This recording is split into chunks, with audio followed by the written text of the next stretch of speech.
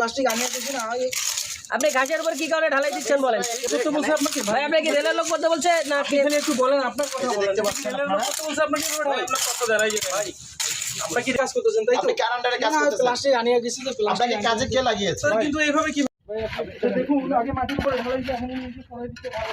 আসলে ঘাসের উপর এভাবে ঢালাই দেওয়া কি ঠিক?